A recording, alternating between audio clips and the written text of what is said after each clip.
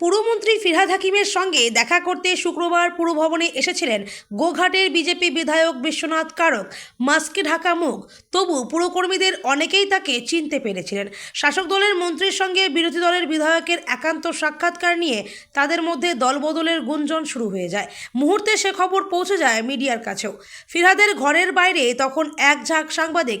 পর্দা ঠেলে বাইরে বেরোতেই তা দেখে রীতিমতো বিব্রত বিজেপি বিধায়ক আমতা আমতা করে তাকে বলতে শোনা যায়, না না, কিছু বলার নেই।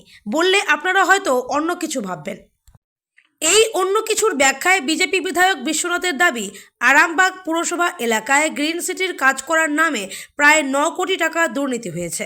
এ ব্যাপারে পুরসভার চেয়ারম্যান পুর বিভাগকে চিঠিও লিখেছেন। আমিও এই দুর্নীতির বিষয়ে কিছু তথ্য পেয়েছি, ব্যক্তিগতভাবে মন্ত্রীকে জানিয়ে গেলাম। এই সাক্ষাৎকারের নেপথ্যে দলবদলের কোনো বিষয় নেই বলেও দাবি করেছেন বিজেপি বিধায়ক। বিশ্বনাথের কথায়, জনপ্রতিনিধি হিসেবে হাকিম সাহেবের কাছে এসেছিলাম, অন্য মানে করাটা ঠিক হবে না।